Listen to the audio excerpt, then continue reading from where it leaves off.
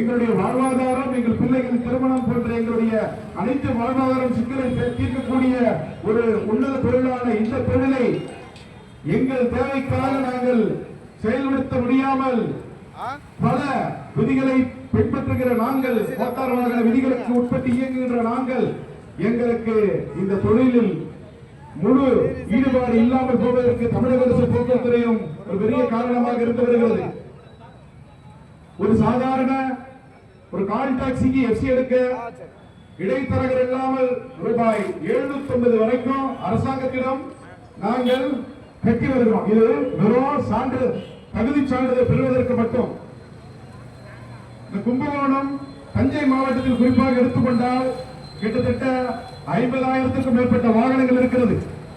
அத்தனை வாகனங்களுக்கும் பர்மிட் இருக்கிறது, அத்தனை வாகனங்களும் வெற்றி இருக்கிறது. எங்களுக்கு தனிப்பட்ட முறையில் கமர்ஷியல் வாகனங்களுக்கான இன்சூரன்ஸ் இருக்கிறது. எங்கள் வாகனத்தில் பயணிக்கக்கூடிய வாகனங்களுக்கு 100% விபத்து பாதுகாப்பு காப்பீடு திட்டம் இருக்கிறது. இதையெல்லாம் பின்பற்றி வருகின்ற நாங்கள், எங்களுக்கு இந்த அரசாங்கம் செய்தது என்ன? நாங்கள் வஞ்சிக்கப்படுகிறோம். சொந்த பயன்பாட்டு வாகனங்களை எங்கள் பகுதியிலே சிலர் ஏகபோகமாக பயன்படுத்தி வருகிறார்கள். இது குறித்து தஞ்சை மாவட்டத்தில் உள்ள அனைத்து வட்டார போக்குவரத்து அலுவலகங்களிலும் நாங்கள் மனுக்களை கொடுத்திருக்கிறோம். அந்த மனுக்கள் மீது ஏதாவது ஒரு நடவடிக்கை எடுக்கப்பட்டுள்ளதா? திட்டமிட்டு லஞ்சங்களை பெற்றுக்கொண்டு இங்க இருக்கக்கூடிய வட்டார போக்குவரத்து அலுவலகங்கள் செயல்பட்டு வருகிறது. மோட்டார் வாகன ஆய்வாளர்கள் வாகனங்களை சோதனை செய்கிறோம் என்ற பெயரில் இந்த சொந்த பயன்பாட்டு வாகனத்தை வைத்து தொழிலை செய்பவர்களை, அவர்களிடமிருந்து லஞ்சப்பணத்தை பெற்றுக்கொண்டு அவர்களை ஏகபோகமாக உலாவர இந்த கும்பகோணத்திலும் சரி, தஞ்சை மாவட்டத்திலும் சரி, சுற்றியுள்ள திருவாரூர், திருச்சி, அரியலூர், மாயவரம், நாகைப்பட்டினம் உள்ளிட்ட அனைத்து மாவட்டங்களும் சேர்ந்து வைத்து தொழிலை செய்வதற்கு எப்படி ஒரு போக்குவரத்து துறைக்கு உட்பட்ட வட்டார போக்குவரத்து அலுவலகம் செயல்படலாம்? ஒவ்வொரு வட்டார போக்குவரத்து அலுவலகம் எஃப்சி பார்க்கறதுக்கு ஒரு இன்ஸ்பெக்டர் இருக்கிறாரு. ஒவ்வொரு வட்டார போக்குவரத்து லைசன்ஸ் வழங்குவதற்கு ஒரு இன்சூரன்ஸ் ஒரு இன்ஸ்பெக்டர் இருக்கிறாரு. ஒவ்வொரு வட்டார போக்குவரத்து அலுவலகம் என்ஃபோர்ஸ்மெண்ட், அதாவது குற்றங்களை, மோட்டார் வாகன விதிகளுக்கு உட்பட்டு இயக்கப்படாத வாகனங்களை தடுத்து நிறுத்துவதற்காக ஒரு தணிக்கை குழு, ஒரு என்ஃபோர்ஸ்மெண்ட் டீம் வந்து எல்லா வட்டார போக்குவரத்து அலுவலகங்களும் இருக்கிறது. நாங்கள் குறிப்பிட்டு இந்தந்த வாகனங்கள் இந்தந்த டிராவல்ஸ் பெயரில் சொந்த பயன்பாட்டு வாகனங்களாக இருக்கும்போது வாடகைக்கு இவர்கள் பயன்படுத்தி வருகிறார்கள், இவர்கள் மீது நடவடிக்கை எடுத்து ஓட்டுநர்கள் வாழ்வாதாரத்தை நீங்கள் காக்க வேண்டும் என்கின்ற வகையில் மனுக்களை கொடுத்திருக்கிறோம். ஆனால் இந்த மனுக்கள் மீது எடுக்கப்பட்ட நடவடிக்கை என்ன? இந்த மனுக்கள் மீது ஏதாவது ஒரு நடவடிக்கை எடுத்ததுண்டா? இப்படியெல்லாம் திட்டமிட்டு நாங்கள் செய்து வருகிறோம். ஒரு புதிய திட்டத்தை அரசாங்கம் அமல்படுத்துவதற்கு எத்தனை காலம் ஆகிறது? ஆனால் ஓட்டுநர்களுக்கு ஒரு பாதகத்தை ஏற்படுத்த வேண்டும் என்றால் இந்த அரசு ஒரு கணம் கூட யோசிப்பது கிடையாது. திடீர் என்று ஆரம்பிக்கிறாங்க. HRNC டிபார்ட்மெண்ட் எதுக்கு இருக்கிறாங்க? இந்து ரிலிஜியன் என்டோன்மெண்ட் போர்ஸ் எதுக்காக இருக்கு? ஆனால் ஓட்டுநர்கள் வயிற்றில் அடித்து வழங்க வேண்டும் என்ற ஒரு நிர்பந்தம் என்ன இருக்கிறது?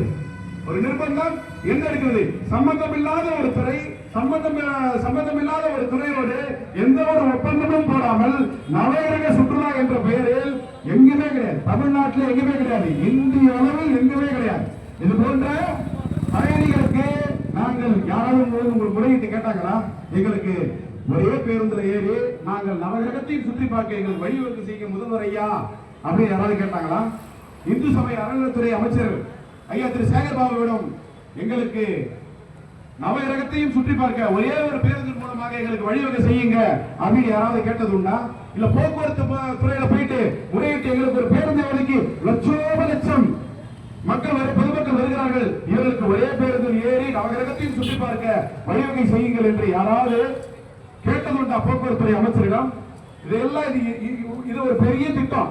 ஒரு போக்குவரத்து துறை தன்னுடைய ஒரு பிரிவை பிடித்து அதிலிருந்து ஒரு புதிய திட்டத்தை உருவாக்கி அந்த திட்டத்தின் மூலம் ஓட்டுநர்கள் வயிற்றில் அடிக்கிறோம் என்று தெரிந்தே இந்த திட்டத்தை அவர்கள் செய்கிறார்கள். எத்தனை ஓட்டுநர் மத்தியில் இந்த தஞ்சை மாவட்டத்தில் குழந்தைகள் அவர்களுக்கு எதிர்ப்பு இருந்திருக்கும். அந்த எதிர்ப்பு என்ன? இதனால் உங்களுக்கு பாதிப்பு என்ன? இதில் இருக்கக்கூடிய சாதகம் என்ன, பாதகம் என்ன? ஒரு குடும்பத்தில் அடுப்பெறுகிறது, எத்தனை குடும்பத்தின் பிள்ளைகள் படிக்கின்றது, எத்தனை ஓட்டுநர் குடும்பங்கள் வயிறார 3 வேளை சாப்பிடுகிறார்கள். வாகனங்க இல்லை என்றால் கூட நான் ஒரு ஓட்டுநர் என்கின்ற அடிப்படை ஒரு சாதாரண ஒரு நிறுவனம் இருக்கிறதுங்க. ஒரு புதிய நிறுவனம் ஒன்று வருது. அதுக்கு வந்து பாத்தீங்கன்னா கருத்து கேட்பு கூட்டம் அந்த மாவட்டத்தில் உருவாக்கம். அந்த மாவட்டத்தில் கருத்து கேட்பு கூட்டம் என்ன அப்படின்னா, அங்க வாழ்கின்ற பல மக்கள் இருப்பாங்க, பலதரப்பட்ட மக்கள் இருப்பாங்க. இப்ப இந்த கட்டிடம் வந்து வருது. இந்த கட்டிடம் ஒரு தொழிற்சாலை. இந்த தொழிற்சாலையில் வரக்கூடிய கழிவுகளினால இங்க இருக்கக்கூடிய சுற்று வட்டாரத்தில் இருக்கக்கூடிய மக்களுக்கு பாதிப்பு இருக்குது. பாதிப்பு இருக்கா இல்லையா? இது தேவையா தேவையில்லையா? செயல்படலாமா வேண்டாமா என்கிறதை கருத்து மூலம் கேட்பார்கள். ஆனால் நவகிரக சுற்றுலா வரும்போது குழந்தையில் வரலாற்று சிறப்புமிக்க இந்த கும்பகோணத்தில் இருக்கக்கூடிய ஆலய வழிபாடுகளை இந்த மக்கள் எதை வைத்து பயனடைந்தார்கள் என்ற கேள்வி போக்குவரத்து துறைக்கு வரணுமா வரக்கூடாதா? அங்க இருக்கக்கூடிய ஆட்டோ ஓட்டுநருடைய வாழ்வாதாரத்தை பற்றி இவர்கள் எண்ணி பார்த்தார்களா? நவகிரக சுற்றுலா பேருந்து வருவதற்கு முன்பு இந்த வாடிக்கையாளர்களை, இந்த பக்த கோடிகளை பாதுகாப்பாக ஏற்றி அனைத்து ஆலயங்களை வழிபாடு செய்தது இந்த ஆட்டோ ஓட்டுநர். இந்த நவகிரக சுற்றுலா வருவதற்கு முன்பு இங்க இருக்கக்கூடிய தஞ்சை மாவட்டத்தில் உள்ள அனைத்து ஆலயங்களையும் வழிபாடு செய்து அந்த பொதுமக்களையும் பக்த கோடிகளை பாதுகாப்பாக அழைத்து வந்து சென்றது இங்க இருக்கக்கூடிய கான்டாக்ட் ஓட்டுநர்கள் தான். இங்க இருக்கக்கூடிய மேக்சிகோ ஓட்டுநர்கள் தான். இவர்கள் இத்தகைய வேலையை கிட்டத்தட்ட 50 ஆண்டுகளுக்கு மேலாக இதை சீரும் சிறப்புமாக எந்த ஒரு சிக்கலும் இல்லாமல் தங்கு தடையற்று செய்து வரக்கூடிய நிலையில் இன்று அரசாங்கம் ஒரு திட்டத்தை அனுபவித்து என்னவோ இன்னைக்குதான் பஸ் கண்டுபிடிச்ச மாதிரி, என்னவோ இன்னைக்குதான் பஸ் கண்டுபிடிச்ச மாதிரி, இன்னைக்குதான் கும்பகோணத்தில் நவகிரக வழிபாட்டு ஸ்தலங்கள் இருப்பதை போல இன்னைக்குதான் அறிமுகப்படுத்துறாங்க. ஒரு புதிய கோவில், நவகிரக கோவில் வந்து கும்பகோணத்தில் வந்து கட்டி இருக்கிறோம். இந்த ஆலய வழிபாடுகளை செய்வதற்கு எஃப்சி செய்து அரசிடம் முறையாக ஆவணங்களை பெற்று இயக்கக்கூடிய வாகனங்கள் ஒரு புறம் இருந்தாலும் அதுக்கு சரியாக இன்னைக்கு சொந்த பயன்பாட்டு வாகனங்கள் கண்முன்னே ஆதாரம் இல்லை. கேட்டா தகுந்த ஆதாரங்கள் இருந்தால் மட்டும்தான் நாங்க வந்து வண்டியை பிடிப்போம். தகுந்த உங்களுக்கு ஆதாரம் பார்த்தா, உங்களுக்கு அதிகாரம் பார்த்தா, உங்களுக்கு உரிமையை பார்த்தா, உங்களுக்கு தேவை அறிந்தா நாங்க வந்து எஃப்சி பண்றோம். உங்களை உட்கார வச்சு சோறு போடுறது இந்த கான்டாக்ட் ஓட்டுறது, இந்த ஆட்டோ ஓட்டுறது, இந்த மேக்ஸி கேப் ஓட்டுறது, இங்க இருக்கக்கூடிய வாகன உரிமையாளர்கள். அதை நீங்க எண்ணி பார்க்கணும். நம்ம துறை என்னைக்காவது உங்களுக்கு ஒரு நாள் சம்பளம் டிலேவா வந்திருக்குதா? நாங்க டிவ தள்ளி கட்டுறோங்க, பெனால்டி வாங்குறோம். ஒரு நாள் தள்ளி கட்டினா 1500 ரூபாய் பெனால்டி நாங்க வாங்குறோம். 1500 ரூபாய் பெனால்டி வாங்குறோம். ஒரு நாள் எஃப்சி இல்லைன்னா எங்க வண்டிக்கு நீங்க விதிக்கக்கூடிய அபராதம் என்ன? அந்த அபராதத்தினால் ஏற்படக்கூடிய நஷ்டங்களும், அதனால் ஏற்படக்கூடிய வாழ்வாதார சிக்கலும், ஒழுக்கத்தின் காரணமாகவும் நாங்கள் எஃப்சி எடுத்து இந்த மோட்டார் வெஹிக்கிள் சட்ட திருத்தத்தை முழுமையாக கடைபிடித்து அனுதினமும் எங்கள் வாழ்க்கையை நகர்த்தி வருகிறோம்.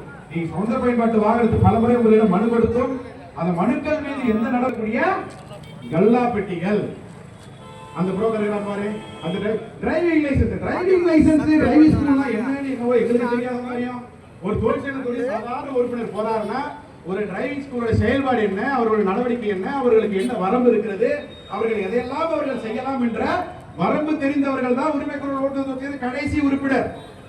அவனுக்கு எல்லாமே தெரியும். அப்படி இருந்தும் ஒரு நிர்வாகிகள் கிட்ட வந்தா இல்லாத சிலுப்பெல்லாம் நீங்க சிலுப்புறீங்க, இல்லாத வேலைலாம் நீங்க எங்க கிட்ட காட்டுறீங்க. நீங்க எந்த அளவுக்கு லஞ்சத்தை வாங்குவீங்க? உங்களுடைய புரோக்கர், உங்களுடைய கல்லாப்பட்டி முழு அதிகாரம் அவருதான் பிரேக் இன்ஸ்பெக்டர். அவர் நினைச்சாதான் வந்து எஃப்சி ஆகின்ற நிலைக்கு நீங்க ஒவ்வொரு நடமாடும் உயிரோட்டம் உள்ள கல்லாப்பட்டிகளை வைத்து நீங்கள் செயல்படுத்துவீங்க. இதன் மீது நாங்கள் ஏதாவது நடவடிக்கை எடுத்தோமா?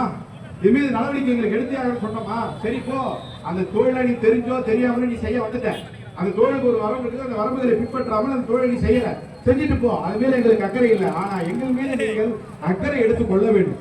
எங்கள் மீது நீங்கள் அக்கறை எடுத்துக்கொள்ள வேண்டும். எண்ணி 10 நாட்களில் இந்த உரிமை குரல் ஓட்டுநர் தொழிற்சங்கம் நிச்சயமாக ஒரு பிரவேசம் எடுக்கும்.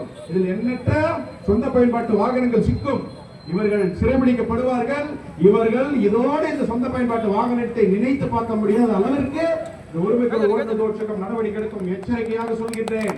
சொந்த பயன்பாட்டு வாகனங்களை வைத்து அரசை ஏமாற்றி வட்டார போக்குவரத்து அலுவலகத்தில் உள்ள ஊழியர்களுக்கு லஞ்ச பணத்தை கொடுத்து உங்கள் வாழ்வாதாரத்தை மேம்படுத்திக் கொள்ளலாம் என்று நினைத்துக் கொண்டிருக்கும் சொந்த பயன்பாட்டு வாகனத்தின் உரிமையாளர்களுக்கு எச்சரிக்கை. இனியும் ஒரு நாள் இந்த குடந்தை மண்ணில் சொந்த பயன்பாட்டு வாகனம் விநியோகத்திற்காக, விற்பனைக்காக, வாடகைக்காக அது சென்றது என்றால் நிச்சயமாக நீங்கள் சிறைபிடிப்பீர்கள். உரிமை குரல் ஓட்டுநர் இந்த குடலை மண்டலங்களுடைய நிர்வாகிகள் காலை பிடித்து கதறக்கூடிய சூழலை உரிமை குரல் ஓட்டுநர் இந்த மண்ணில் உருவாக்கும். இது சத்தியம்.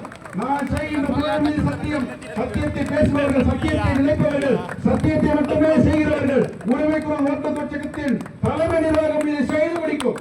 நிச்சயமாக நான் உங்களுக்கு சவால் கூட விடுறேன். நீ செயல்படுத்திப்பார், நீ செயல்படுத்திப்பார். நிச்சயமாக உன் குடும்பம் கதறுகிறதை உன் கண்ணால் நீ பார்ப்பாய். நீ எப்படி எங்களை இத்தனை நாள் வஞ்சித்தாலோ 10 நாளில் உன்னை ஆட்டம் காண செய்வேன். இதுதான் எங்களுடைய செயல்பாடு. அதை செய்யும் அளவுக்கு எங்களை வைத்து விடாது. இந்த தொழில் மீது உங்களுக்கு ஈர்ப்பு இருந்தது. நீ சொந்த பயன்பாட்டை வச்சு அரசாங்கத்துக்கு மாசம் வருஷத்துக்கு ஒரு கேவலம் ஒரு 20,000 பிச்சம் பண்றதுக்கு நீ எங்களுடைய ரத்தத்தை உறிஞ்சது போல எங்கள் உடம்பில் இருந்த ஒவ்வொரு அங்கத்தையும் பிச்சு எடுத்து எங்களை முடமாக ஆக்குவது போல இந்த சொந்த பயன்பாட்டு வேலையை நீ செய்து வருகிறாய். உங்களை இருந்த போதும் நாங்கள் இதனால் வரை செய்ததை நாங்கள் மன்னிக்க தயாராக இருக்கும். திருந்து மனம் திரும்பு. இனியும் இந்த நடவடிக்கையானது சொந்த பயன்பாட்டு வாகனத்து உரிமையாளர்கள் நீங்கள் செய்வீர்களானால் நிச்சயமான நடவடிக்கை உங்களுக்கு சரியான முறையில் வட்டார போக்குவரத்து அலுவலகம் கொடுக்கிறதோ இல்லையோ இந்த உரிமை குரல் ஓட்டுநர் தொழிற்சங்கத்துடைய தலைமை நிர்வாகம் நிச்சயமாக கொடுக்கும். நீங்கள் எண்ணி பார்ப்பீர்கள். அன்று ஒருவன் வேகாத வெயிலிருந்து கத்திவிட்டு சென்றானே, அதோட பாதிப்பு இதுதானா என்று உன்னை ஒரு கணமாவது நான் யோசிக்க வைப்பேன். நிச்சயமாக இங்க இருக்கக்கூடிய அனைத்து டிராவல்ஸ் உரிமையாளர்களுடைய உரிமைகள் பாதுகாக்கப்பட வேண்டும். இதை நம்பியே பிழைப்பு நடத்துகின்ற வாடகை வாகன ஓட்டுநர்களின் வாழ்வாதாரம் பாதுகாக்கப்பட வேண்டும். அடிப்படையில் இன்றைய சீரும் சிறப்புமாக இந்த கண்டன ஆர்ப்பாட்டமானது நடைபெற்றுக் கொண்டிருக்கிறது.